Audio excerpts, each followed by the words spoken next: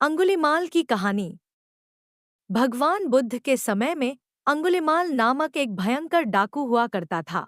उसका असली नाम अहिंसक था और उसने क्रूरता का रास्ता अपनाया था। अंगुलिमाल निर्दोष लोगों की हत्या करता और उनकी अंगुलियों को काटकर अपनी माला में पिरो देता।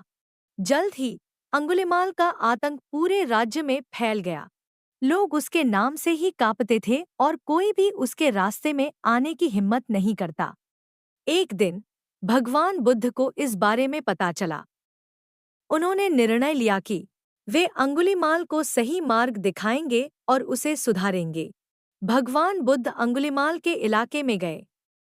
जब अंगुलिमाल ने भगवान बुद्ध को देखा तो उसने सोचा कि यह भी एक और शिकार है और वह उनकी ओर दौड़ा।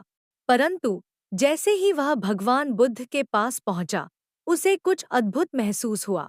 भगवान बुद्ध शांति से खड़े थे और उनकी आंखों में करुणा थी। अंगुलिमाल ने उनसे कहा, रुको सन्यासी। पर भगवान बुद्ध ने उत्तर दिया। मैं तो रुका हुआ हूँ अंगुलिमाल, तुम ही रुको। अंगुलिमाल भगवान बुद्ध की बात समझ नहीं पाया और उसने पूछा। आपका क्या मतलब है? भगवान बुद्ध ने उत्तर दिया। मैं तो अहिंसा और सत्य के मार्ग पर स्थिर हूँ, लेकिन तुम हिंसा और अधर्म के मार्ग पर चल रहे हो। रुको और सही मार्ग पर आ जाओ। भगवान बुद्ध के इन शब्दों ने अंगुलिमाल के दिल को छू लिया। उसने अपनी तलवार फेंक दी और भगवान बुद्ध के चरणों में गिर पड़ा। उसने अपने सभी पापों के लिए क्षमा मांगी और एक नया जीवन शुरू करने का संकल्प लिया। भगवान बुद्ध ने उसे दीक्षा दी और अंगुलिमाल एक भिक्षु बन गया।